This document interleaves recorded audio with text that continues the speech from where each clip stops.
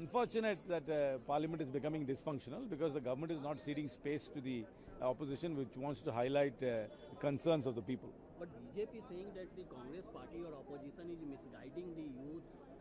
I don't think that you should trivialize the protest of the youth. This is a legitimate protest.